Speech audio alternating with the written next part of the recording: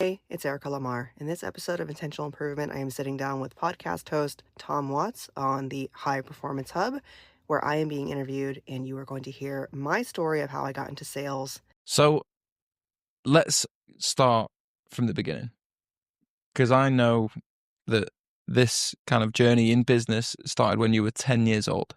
It did. So let's find out, a little bit more about that. Well, I was born in Misawa, Japan, but I spent a little bit more time in Japan and during this time when I was 10 years old, Okinawa.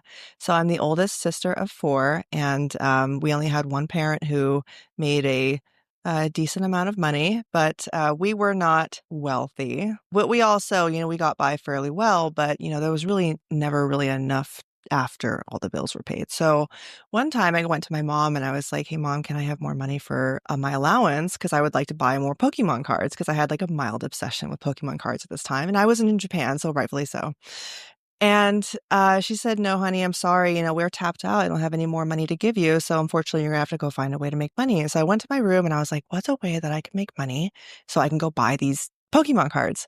So I had a dog at the time. His name was Jake. And I walked him, every single day for free. And I was like, well, I know that there's a bunch of people over here.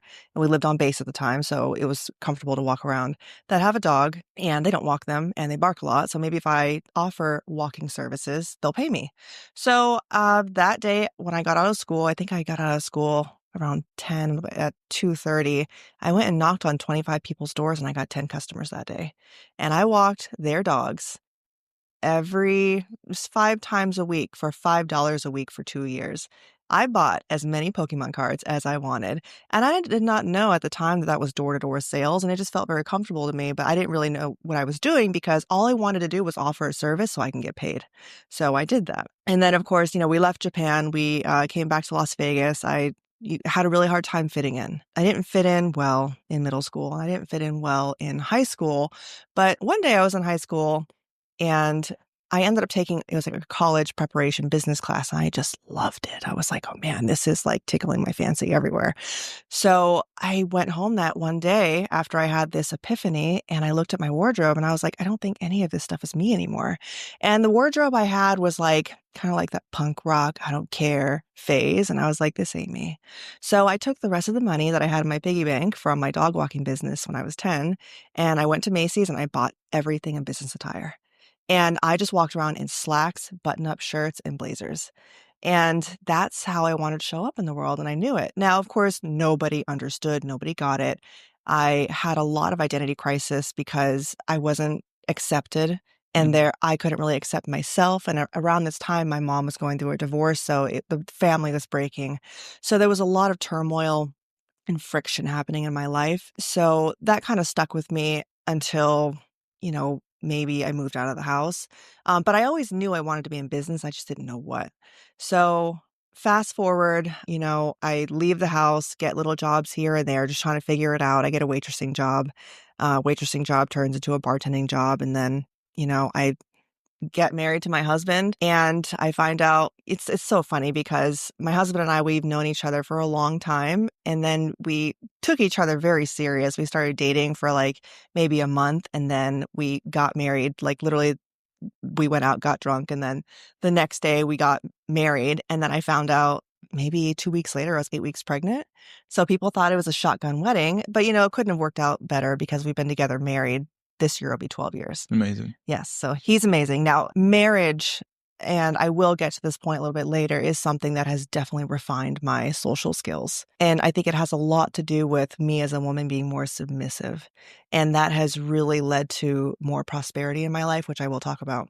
So, I have this perfect little baby, and I'm thinking to myself, I'm like, well, I don't want to stay home with my perfect little baby because I'm just not meant to be a stay-at-home mom. So I go get a job. And this time I get a job at a cable company as an inbound salesperson. I'm thinking like, well, I've never really had a real sales job, but maybe this could be something great. So mind you, I don't have any real refined sales skills. Just a little bit of information that I've known from like a couple of the Tony Robbins cassettes that I'd listened to when I was like 12 or 13. So I get in there And I just become obsessed with the idea of commission. And I'm like, what do you mean I can make as much money as I want based on how many sales I make? So I go in and I download like all these codes and the type of like promotions and the scripts and the metrics and understand how do you pitch this to the consumer in a way that it's going to resonate with them. So they gave me their script and I was like, well, this script must work, so I'll try it. And it did work. And I was like, this could work better. So I tweaked it in a way that I felt would work better for me and it just rolled off my tongue better. And then within 9 months, I became one of the top salespeople on the Western coast of America. That's insane. So that was cool. But then they rolled out this new product. It was like a home security system and nobody knew how to sell it. It was like brand new to the whole cable industry. And so they, we had a training on like what this was and why it was important. I was like, okay, I can dig it. I can dig it. So I go back to my whole like pitching session. Like, how do I pitch this to the consumer to where it's going to be incredibly beneficial to them? And so I create my own script because the script that they had sucked because they just came out with it. And so within 2 months of having that product at our company, I became the number one salesperson for that product. Most people would struggle to sell 2 or 3, and I would Mm. sell 10 to 15 in a day. With those successes, which are huge, Thank you. did you ever look back the times you had in school and like high school when you were going through that like identity crisis that you mentioned and kind of that moment of, wow, like I'm proud of myself? Because there's obviously, you went through struggles through that period, Mm-hmm. and then you show an initiative and confidence to change a script where I want to say like 90%, if not more, of people would just be like, okay, there's a script. But you were looking ways to improve that already. Mm-hmm. For me, I'd just be like that, like just hearing that, I'd be like, that's unbelievable. Like showing initiative and how much growth from walking dogs to changing your identity. And then you did a business class. And one more question was like, what was it about that, the business class or what you mentioned about this is for me? I will tell you what it was. It was, I thought that I could earn people's respect finally. As I said to myself, if I can make it in business, I'll show everybody who never thought I would be anything that I'm something. So a lot of my growth came from anger and hatred. And so I was fueled by hate. And, that's never a great way to be fueled. And so during my uprising and climbing the ladder at the cable company, a lot of it was being fueled through envy. And of Mm. course, that's an emotion from the enemy. That's not something that God gives us. God wants us to feel abundant and peaceful and purposeful. But, it did do its job. So the struggle was I still had the identity crisis. I didn't get rid of the identity crisis until maybe my late 20s because I held on to this, I have to prove the world that I'm something. And so during all this time when I was trying to prove the world that I'm something, I never proved to myself what I was because everything was external. It wasn't internal. The real internal work started when my husband and I just got more engaged and serious with God and what we were really put on this earth to do. And then my entire manuscript inside changed. Mm. It changed from envy and anger to peace and purpose. And I will tell you, although in my real estate business, I got my real estate license. So what happened was at this cable company, they came to me. They're like, Erica, you're obviously selling the crap out of this product. We don't know what you're doing or what. Like, they would even listen to my calls and they're like, how is she doing this? Right. And it's because the script, I changed it because I hated the way their scripts sound. And I'm like, that script's not for me. So I'm going to change it. And I changed it to the way where it just made sense. And I could position it to the consumer where it made sense for them too. And so I would meet them where they're at. Like, I would meet them at their current place of pain, which of course, people buy things because they want to get rid of a pain or cure it, like one of the two. So they asked me to, create like a training process to train the floor on how to do it. And I was like, yeah, absolutely. I'd love to. So, I write out my script, like what I say and why I say it and all these things. And I was like, well, here it is. Here's a script for this product. I'd love to be a part of the training process. Like, well, thank you so much for bringing this to us, but we're not going to have you part of the training process. And I was like, well, I can see that I'm not valued here. And I really wasn't. I was just a number, right? And so even though my ego saw my name at the top of the list all the time, I really, at the end of the day, I was a transaction to them. But, they did me a big favor because there was a guy there. He saw my name consistently every single day on the board. And he was like, Erica, have you ever thought about selling real estate? And I was like, what? Real estate? Like, no. And he's like, well, I think you should. I'm going to be leaving this company. I'm going to create a team and I'd love for you to be on my team, right? So I go to my husband that same day. I'm pretty impulsive. That's probably one of my downsides is I do things quickly. Like I make very quick decisions. Maybe it's a good thing now, but back then it wasn't. So I just told my husband, I was like, babe, I'm going to sell real estate. He's like, what? Like we don't have the safe net. We've only got like $10,000 in the bank. Like, and you just want to go sell real estate? I'm like, yeah. So, so he's like, okay, honey, well, I'll trust you. I'll put our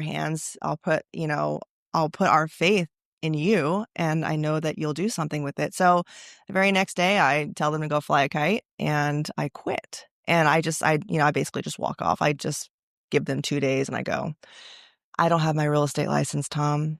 I don't have the books for it. I haven't even bought the courses for the real estate. I just told him I just quit. And what I did was I said, babe, I'm going to burn the boats. There's no going back. Now we're just propelling forward.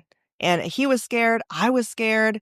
I took the real estate course. I failed that test 4 times. I'm a terrible test taker. I know this now. And I just could not pass the national portion until my 4th time. And I really, really just structured myself and said, okay, I'm going to take this thing. And, it's so funny too. Come to find out, the people that usually pass the test in the first times usually do the worst in business because they're very book smart. They're not common sense smart. Mm-hmm. And common sense is not commonly practiced, I found. But I get my license, and that first year I sell 30 homes. And then I just propel forward, and faster and faster. In 2019, I became top 10 I got my license in 2017. In 2019, I became top 10 at a brokerage that ranked number 11 out of 1,500 brokerages in Nevada. And then in 2020, I became the number 1 independent agent of that firm.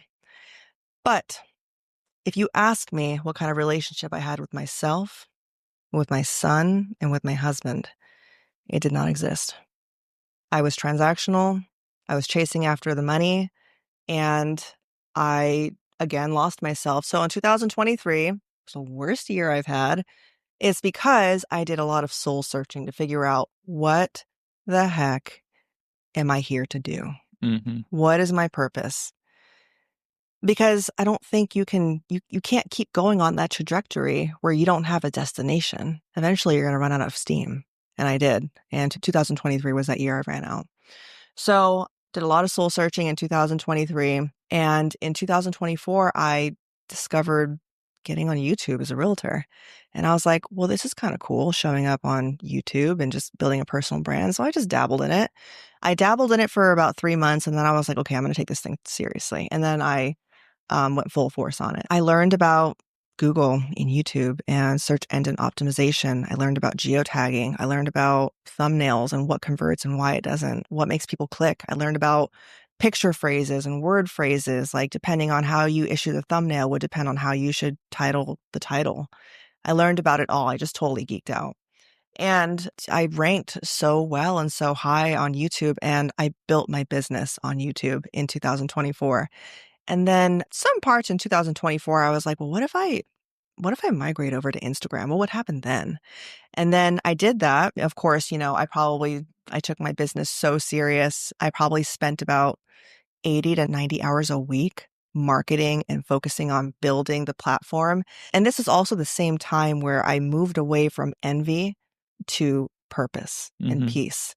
And when I started doing that, and when I started really trying to resonate with the audience and connect with them through my content, through my storytelling, through the call to action, and just being very intentional, it led me to having, a 6-figure month. And that was March of this Unbelievable. year. So again, it's just changing my business and just being a little bit more purposeful with it has really taken my entire business and my life and my family in a new direction. Now, this big change happened when my husband came to Jesus, and then my husband brought me to Jesus. Now, of course, I had a lot of resistance because I was still, I couldn't let go of the familiar me, and I was holding on to a lot of anger. But finally, when I could, and I really like, I crossed that epiphany bridge from this island to this island, which is like the island of peace. That's when everything changed for me. I became submissive, and like not in a bad way. I know a lot of women who are like, oh, we don't want to be submissive to our husbands. I do. I do want to be submissive to my husband because then I was able to listen. I was able to understand. I could hear things so much clearer. My business blew up when I gave myself to God. That's amazing. What a story. There's so much in what you said that people can take inspiration from. So much. And one thing that I really, really relate to is the kind of, and I actually talked about this with my therapist yesterday, was what drives me and what drove you and what drove me, should I say, Mm. is comments I received in school about image and stuff like that. So I was just like, my therapist said, like, how you feeling? And I was like, yeah, I'm proving those people wrong day by day. Mm. And then he turned around and was like, let's reframe that. You're proving to yourself that you're right, and you being right, they're going to be wrong. Yeah. It's all about the framing. Mm-hmm. And a lot of times, just small tweaks make big changes. Huge. And, I don't think we were really taught that in our day and age. I mean, we were just taught to, put our nose down and do good in school and just be indoctrinated, really. Yeah, follow the norms. Follow the norms. Yeah. Yeah. And I really like from the age of 10, and like you say, you just action basically consistently. Consistently. Yeah. And those two words are like keywords, buzzwords for me, action and consistency. Yeah. None of it came without being scared, though. And one of the best things about being impulsive is you don't think about it. You Yeah. just do it. After you made the decision, you're like, oh, fuck. Yeah, yeah. And then it's like, oh, wait, now I'm supposed to look back and ask the question, right? On top of being incredibly impulsive, I grew up with chronic ADHD. And so, of course, it's just move, move, move, fast, fast, Mm. fast. And I will say, you know, having that as a kid, I never sat down. And because I never sat down, I was always progressing, moving, moving, moving. I was always being very curious. And I will say, I didn't really find out what my superpower was until probably this year. And it wasn't until I started my podcast, which I had a lot of apprehensiveness of doing because I was afraid, like all the external noise. Well, what if it doesn't do good? What if my guests don't like me? But come to find out, I ask really great questions. And of course, I bring the energy and I can pull whatever energy I have out of that same person Yeah. because energy is transferable. And so if I can transfer it from myself to my guest, I mean, I'm going to get that from them. So I found that I can give my energy to a person and I can ask them great questions and I really show them their superpowers, which I think is like the best superpower. Yeah. And it's also creating that instant kind of relationship and trust. Yeah. And it's like relaxed environment, eye contact, like listening as well, and making your guest or even the viewer be able to, whether it be open up to you or just to themselves. Mm-hmm. And I think that's, well, it's definitely what I want to do is just give value, like we've mentioned, and just allow people to, whether they implement it or not, it's just to ask themselves those questions that, like, what if? I haven't tried that. Should I try it? Just make them think. Yeah. The more you think, and then you action what you truly want to do. But what I absolutely love, and I want to dig deeper into this, is you didn't get to where you are today without being scared or with certain like Yes. markers. Yes. So a lot of it is battling ourselves. It's battling that internal dialogue and changing the script of how you're going to speak to yourself. So, just I started to change my words and how I spoke to myself. And that's really happened in 2022 when I hired a life coach. My life coach really started to train me on how to rewire my subconscious and how to really get everything I want. And that starts from addressing the fearful thoughts. And then I started to question. I said, well, how do I know if it's my fearful thought or if it's the enemy? And so And she finally, I finally understand the difference. The enemy is going to give you an icky feeling, and your thoughts is just going to be like a warning sign. Hmm. But the thing is your negative thoughts, it's just like a beach ball. Imagine if you were in the ocean, you had a big beach ball and you try to push it down in the water. Well, what happens when you let go of that beach ball and if it's underwater, it's going to pop up and hit you in the face. And that's the same thing with the negative thought. So you must address it and you have to give it some kind of acknowledgement. Once I acknowledged the negative thought, and once I said, okay, brain, thank you for that thought, that's not going to happen because the only two natural fears a human has is the fear of falling and the fear of loud noises. Everything else is learned. I'm going to go ahead and put that in archive and I'm going to move forward. Yeah. But yeah, when I started to addressing it versus like pushing it away and it would just come back. So what you resist persists. Hmm. So we got to take care of that thought. Then things just started to roll and roll and roll faster and faster and faster. Once I got that down, once I was able to really start changing the way my subconscious behaves, that's when everything moved faster. So a lot of it was the internal deep work that I was avoiding. But now that I take it on head on, everything today still scares me. Like even like coming on this podcast with you is I was thinking like, what if I say something wrong? Well, what if I don't deliver properly? And, of course we all have those thoughts because we want certainty. We want to know what's ahead of the future, but we don't have that crystal ball. No, I love that. The mental side of everything that happens Yes.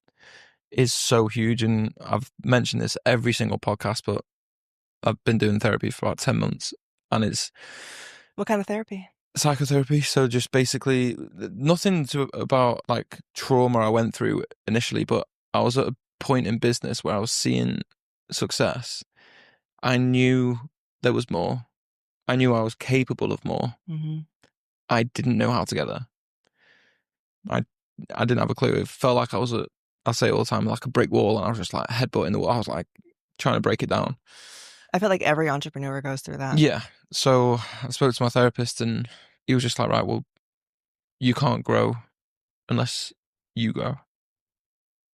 So we unlocked a lot of things and really developed my education and understanding of emotional control and intelligence. Like you said, every entrepreneur goes through those moments. Hmm. And every time now I get overwhelmed or stressed or is this the right thing, scared, my therapist told me, he was like, take it to the thought court. So you take that thought literally to court, Hmm. take all pre-existing emotion out of it and be like, right, I think this, show me the evidence that makes this true. You want to know something incredibly interesting about your thoughts? So, Dr. Joe Dispenza teaches us that your thoughts, so everything stems from your thoughts. So, let's say you almost hit the car in front of you because they're a dodo and they stop, too fast. Mm-hmm. And so, of course, that's going to cause a reaction for you. And that reaction is going to trigger a thought.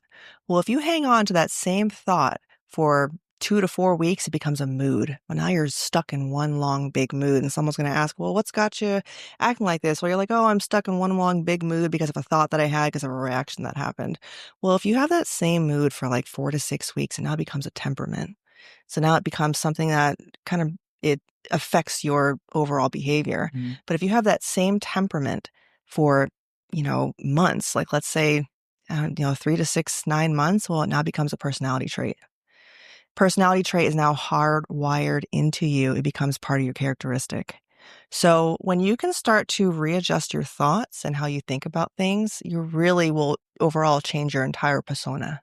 Yeah, I love that. That's amazing. And that's what I do with my clients, but also myself. It's not like a journey that has a destination for me. Like the mental side of things is something that you can always learn about and develop. Mm-hmm. Even with like check-ins, like I'll read a sentence and it'll be like, I'm going to try and have a good week next week. And I'm literally doing the check-in. I'm like, just reframe that and be like, you're going to have a good week next week. And Mm-hmm. the more positive thoughts that you can put in to your subconscious, your conscious, just your language, like you said, the more it's going to filter through and those limiting beliefs won't be as limiting. Mm-hmm. those thoughts won't be as kind of controlling, Yeah. be like pulling you back, because our subconscious is there to kind of keep us safe or keep us comfortable. Hmm. As long as we have shelter, warmth, food, like all the basics, we're comfortable. So anything outside the normal, like what we haven't done before, like when I started this podcast, Hmm. I think I sweated the whole hour. And then you do it and you're like, oh, that wasn't so hard. Exactly, exactly. Yeah. And it's what we perceive as hard before we've even done it. And that's, again, that's creating thoughts and emotions and conclusions with no evidence to say it's going to be hard. That's the human condition. And you know what it is? It's your subconscious speaking to you in stories. Mm-hmm. Your subconscious will store memories in the form of stories, and it'll tell you, well, remember that one time you tried this and it didn't work and then people laughed at you? Well, it's funny you say that because before my first podcast, I remember a presentation I did at university. I was holding cue cards and I dropped them all on the floor, Oh.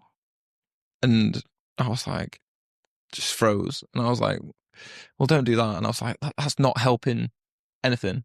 But And you have to tell your subconscious that's not going to happen. yeah.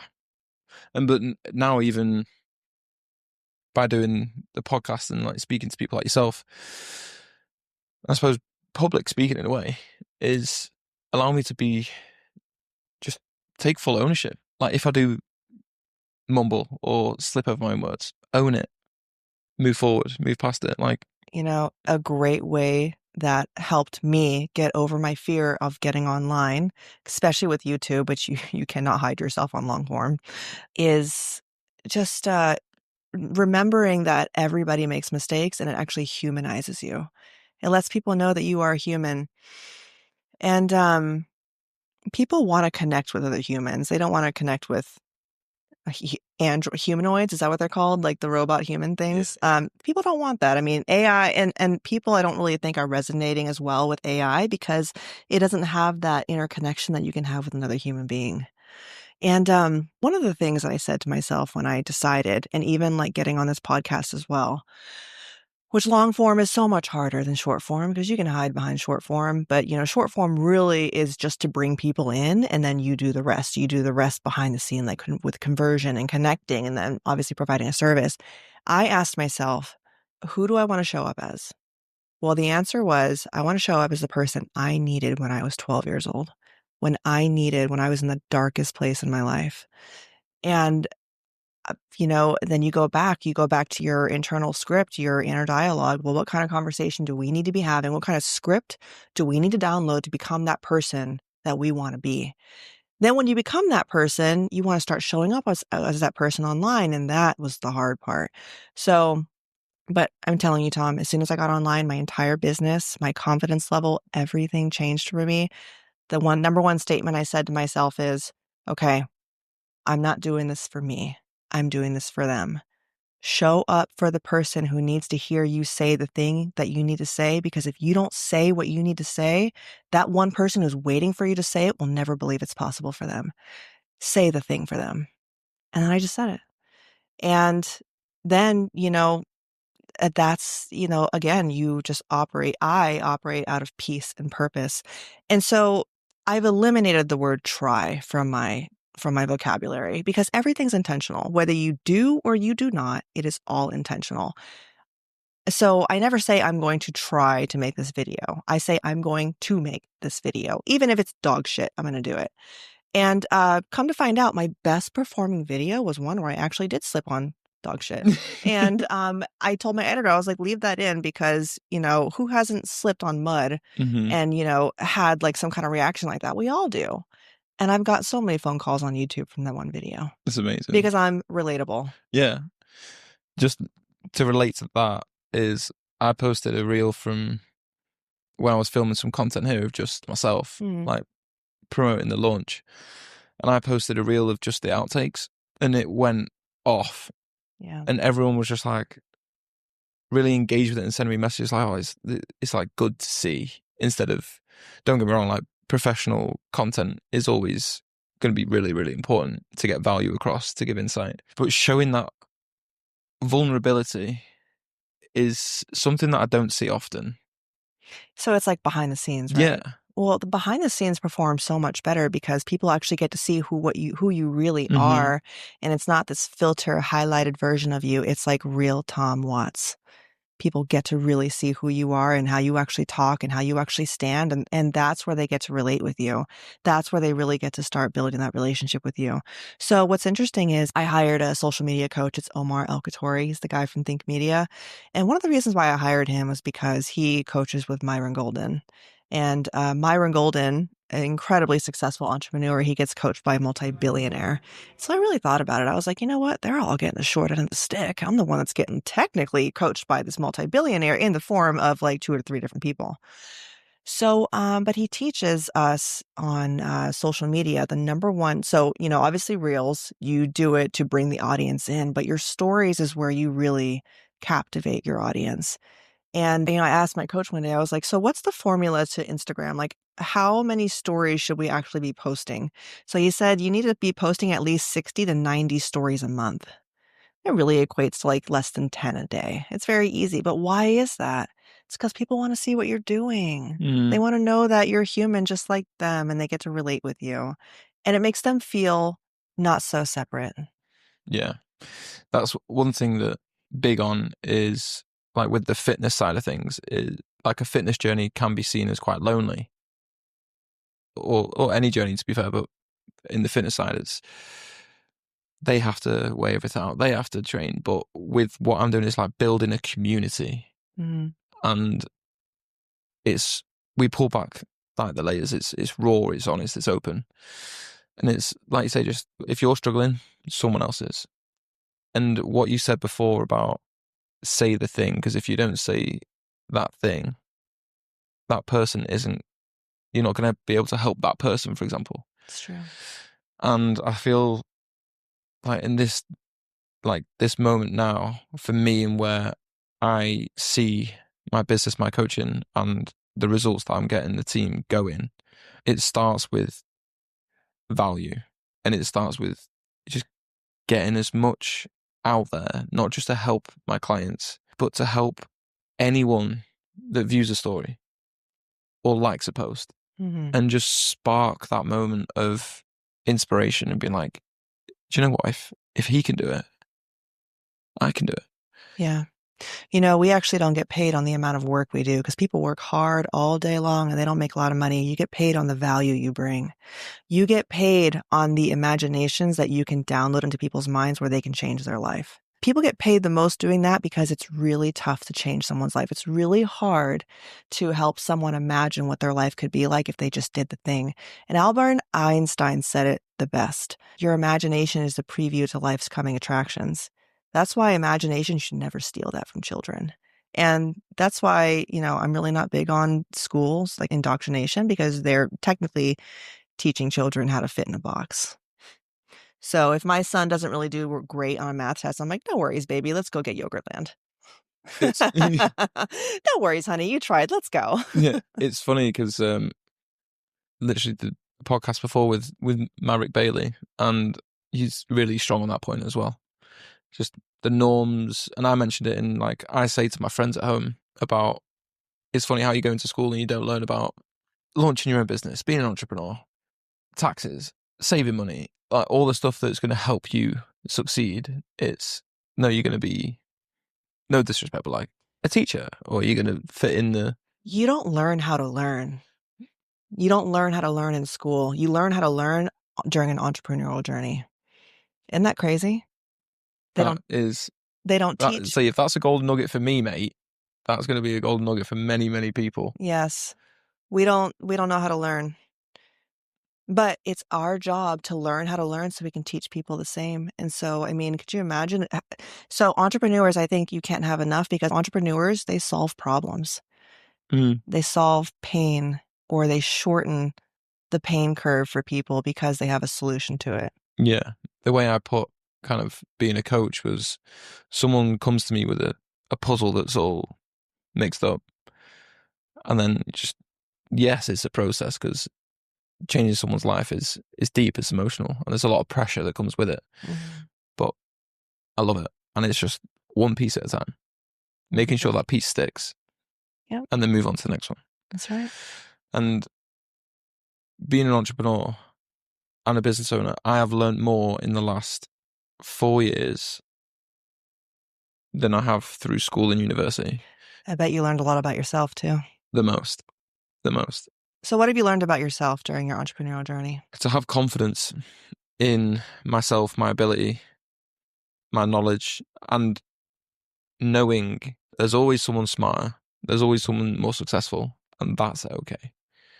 But I'm always going to look to progress, grow, educate, and learn, Mm. like all the time. And the funny thing is, when I left university, I was like, I am never going to learn anything. I don't need to learn anything else again. I'm done with exams. I'm done with revising. But the truth is, I've never studied more since leaving university. It's true. Um, Honestly, the relationship with myself as well. Like in social situations, yeah, I'm the give Tom a couple of pints. Don't get me wrong, I'm always happy and energetic and positive. Mhm. But when it's me, myself, and I, that's when the conversations turned negative. That's when those limiting beliefs were had a megaphone and they were daily. So, the way I conquered that, and you still get them, it's just part of the human Mm-hmm. condition. The way I conquered that was I learned to trust myself. And you have to build that trust within yourself. The way you become unbreakably confident and trusting yourself is knowing that you're going to do it. And how do you build that? Well, you build that by doing what you say you're going to do. When you do what you say you're going to do, and I want to say this, you are the only person who hears all your own lies. No one else does. You're also the only person who hears all your own truths and ignore them. So you have to start depositing into your truth bank by doing what you say you're going to do and executing on that. And then you can learn that, hey, I really am somebody that I can rely on. And that's when those conversations start to change. And that's when like you begin to just create this beautiful relationship with yourself where you know that it's going to get handled the right way because you Mm-hmm. said it's going to. Yeah. One thing that I mentioned before is that links directly with that is just stack up evidence Yeah. and to show yourself that you can do it. Yeah. Because if you're like, oh, I want to achieve X amount of sales, brilliant, but you're not going to get there unless you stack up the evidence. And like I say, that truth bank is amazing. Just keep topping it up, Yeah. keep putting stuff in there to keep building it up. And that's exactly kind of what I've done, maybe without me actually realizing it over mainly the past like kind of 2 years. And then understanding like the work I've done with my therapist and also with myself, and just if I'm feeling an emotion, it's just sitting with it and being like, right, take it to the thought court. Where's the evidence? Is there any truth in this? And if it's not, it's be like, right, have your 5 minute pity party, have it, throw Mhm. your toys out the pram, whatever you need to do. But then after that 5 minutes, just put your best foot forward.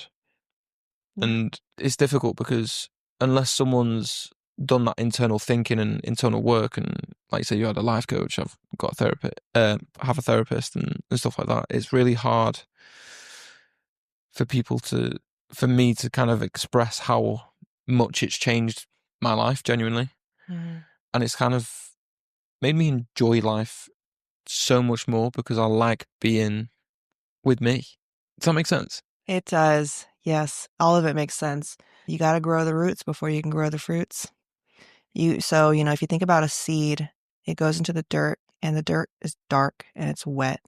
But as this seed grows, it breaks through its shell, right? And then it sprouts these beautiful roots to create a foundation.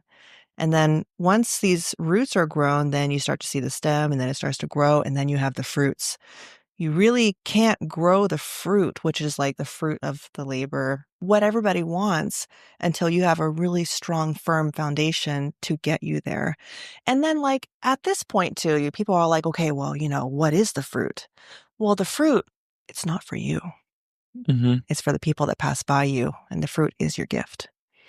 So that's the entire reason why we even have fruit is to give away to other people. So, like, even in the Bible, it says you will know a tree by its fruit. a good tree will not produce rotten fruit, just the way a rotten tree will not produce good fruit. So, and in my opinion, I think everything is biblical. I think everything is tied to God. I'm not sure where I was going with that, but I wanted to relate to Yeah, your entrepreneurial journey, and I think we can all relate like to it. starting from the ground up and building something with like a strong infrastructure that's right for you, and you're like Yeah, giving again links back to giving value. Like that fruit isn't for us to get off our own tree. it's not. It's to provide for everyone else. It is. And one thing that I absolutely love saying is you don't build a house and put the roof on first. Yeah. Everything builds and starts with the foundations. If they are not solid, if they are not strong, it, it it's not going to last. Yeah. I met Kobe Bryant's coach, Alan Stein Jr., and what an incredible man. So I went and bought his book because I wanted to go shake his hand and ask him a question. And so he was speaking at a Nashville conference, and so I was like, man, his story is so great. I gotta go talk to him. So I go buy his book, he signs it, and I was like, so is it true that what made Kobe Bryant the best was he didn't forget about the basics? He said every bit of it was true. He never stopped doing the basic footwork and the basic drills, and that's why he was the best. And complexity undermines execution. Just because you make something complicated doesn't mean it's better. But if you Hmm. simplify it, it will get done. And done good is better than perfectly not done. Yeah, I love that. And just linking back to the basics, like it's crazy because my before any sports game, I'd be nervous. Obviously, like pre-match nerves. Like, yeah, so before any kind of sports match that I'd have, I'd be nervous, and my dad'd be in the car, and he could see that. I'd be like, just like, get me out of the car. I just want to. And he's like, just relax, just do the basics, and you'll be fine. So I've heard that through my entire upbringing, and then transition to that into coaching. Because if you don't have the foundations to fall back on, there's no support system there. There's no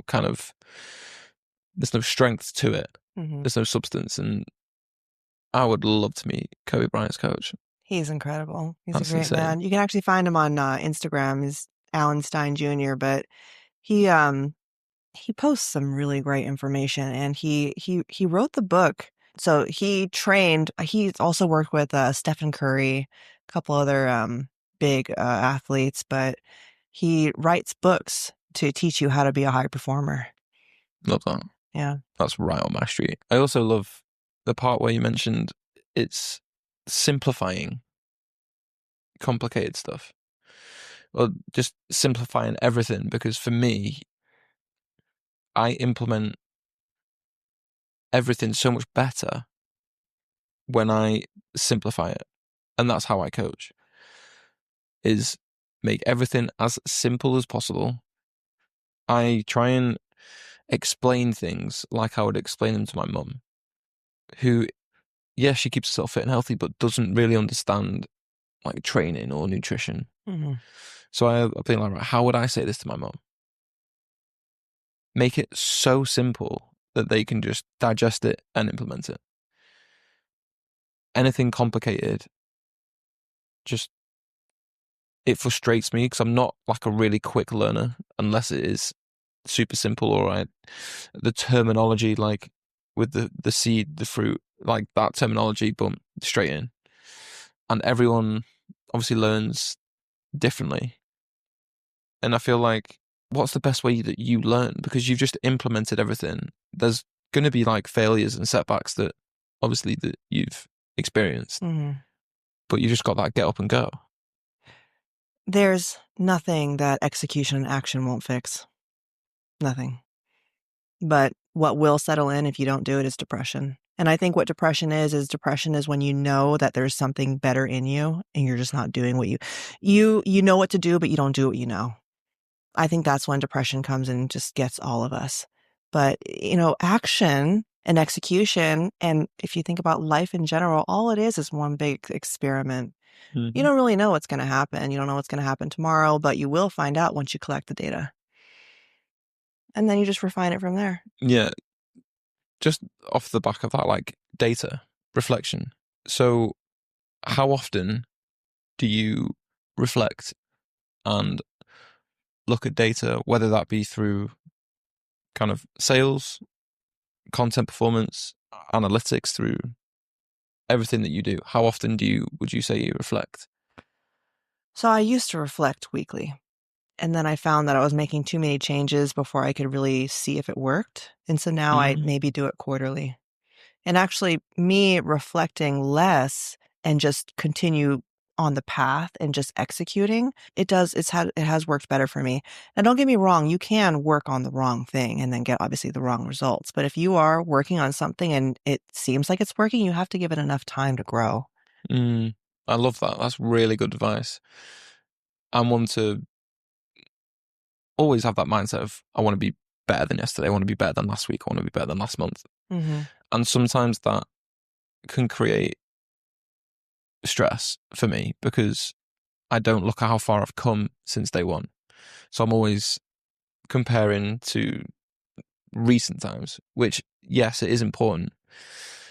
But I love the fact that sometimes reflection, the implementation from that reflection doesn't have to be immediate Hmm. because you went from weekly to quarterly, you said. Quarterly. Because then from that, the quarterly reflection, you'll be like, right, well, that definitely did work. I'm going to do more of that. Hmm. That content, not so much. But what I really started doing too is I started tapping into things that I actually enjoy doing. If I like doing it, I'm going to want to do more of it, and then I'm going to Mm, refine it and I'm just going to get better and better at it. I will tell you in the beginning, I really hated getting on video. And then I learned to love it because other people said that they liked it. And then I just refined like how I spoke to the audience as well. And Myron Golden says it best: think like a genius, talk like a third grader. You have got to simplify things and make it so easily understandable that even the third grader will understand it. And you know what? My sales went up when I did that. My sales went up when I made things really easy to understand, and my podcast got better when I asked tough questions in easy to understand yeah. format. That's something me and my friend were talking about. Like, we're listening to a podcast and some of the language they were using, I was like, it takes me like 3 minutes to interpret it, understand it. And then by the time I've done that, they're on a completely different subject. And then you feel stupid. Yeah. Like those, and it's not like I'm not well educated or anything like that. It makes me feel dumb.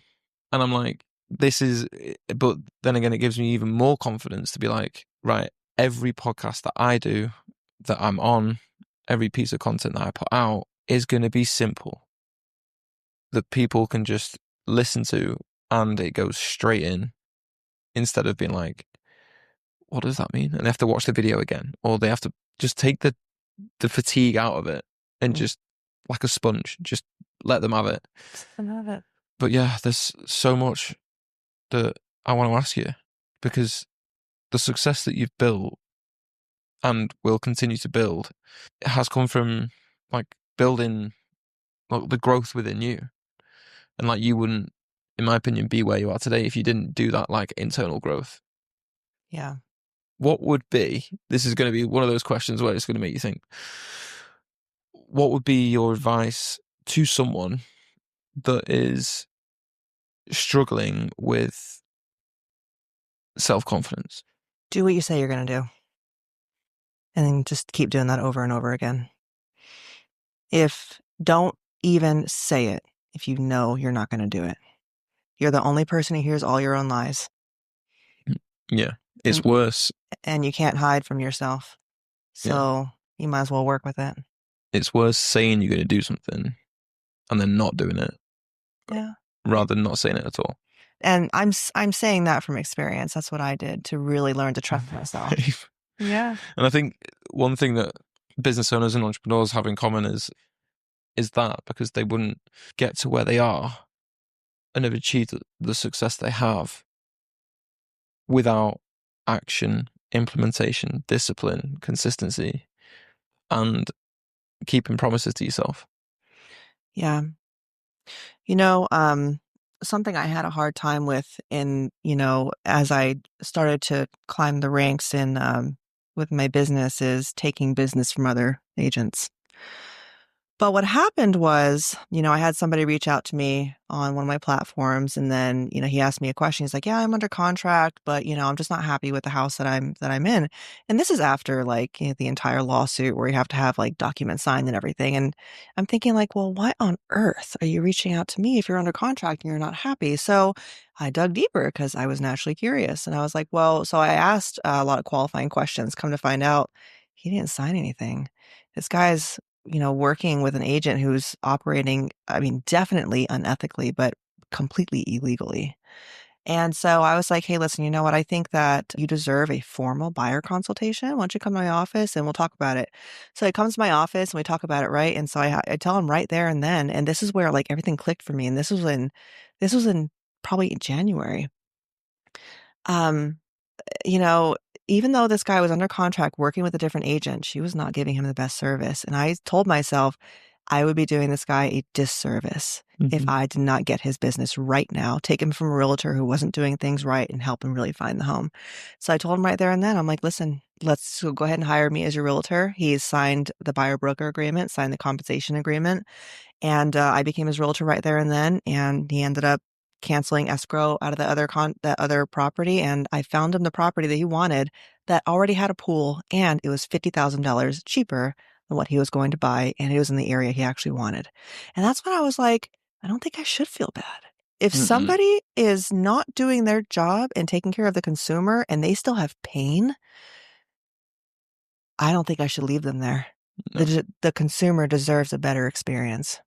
Yeah, you've hit the nail on the head. Experience, value, and always being professional, but having your personality and authenticity come through. But mostly it was serving him. It was Mm. serving him and his family and really giving them what he deserved. Because that feeling of when you do something for someone else Mhm. and you see their reaction, you see their family's reaction, there's nothing else that I need for me. Mhm. Like when someone turns around and be like, I'm training, for example, one of my clients, Joe, his wife, and he's got 3 kids. And he's like, I'm keeping up with my kids, like with when they do hill sprints and fitness. He's like, you're helping by you helping me change my life. You're changing my kids' lives.